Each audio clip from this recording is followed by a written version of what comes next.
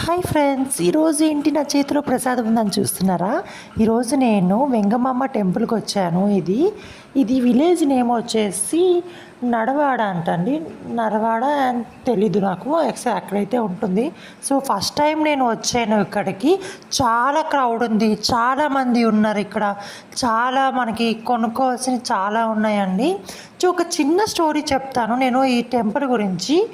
So ఒకప్పుడు శ్రీ వెంగమాంబ వారి భర్త పొలంలోకి మేకలు కాసుకోవడానికి వెళ్ళినప్పుడు అక్కడ కొంతమంది దుండగులు అతన్ని హత్య చేశారు. హత్య చేసినప్పుడు ఆయనని తీసుకొని ఒక కట్ల మీద అంటే కాల్ చేస్తున్నప్పుడు అమ్మవారు దాని మీద కూకొని తన భర్తని తన మోకాల మీద పెట్టుకొని తను కూడా అగ్నిగుండంలో కాలిపోయిందనమాట. ఇది ఒక చిన్న స్టోరీ ఉంది అనమాట ఈ విలేజ్కి. సో అది అనమాట ఈ విలేజ్లో ఉన్న ఒక పేరు ఈ అమ్మవారికి ఉన్నది.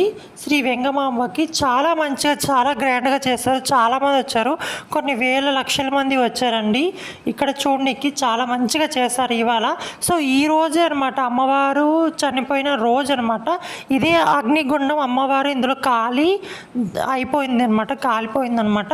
సో ఇందులో ఏం మొక్కున్నా జరుగుతుందనమాట. ఇందులో ఎండి కొబ్బరి వేస్తారు, ఇందులో కేజీ 2 కేజీలు అట్లా వేస్తారనమాట. ఎండి కొబ్బరిలో చాలా మంచిగా వెలుగుతూనే ఉంటుంది. 1 మంత్ 2 మంత్ దాకా వెలుగుతూనే ఉంటుంది ఫ్రెండ్స్. సో నైట్ అయితే ఇక్కడ డ్రామాలు వేస్తారు.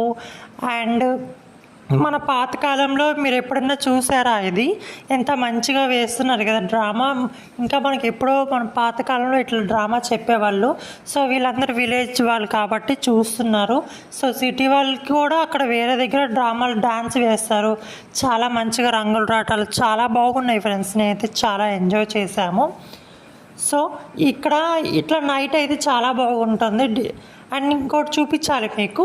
సో ఇది వచ్చేసి అగ్నిగుండం పక్కనే ఉంటుందన్నమాట. ఇది స్నేక్ది.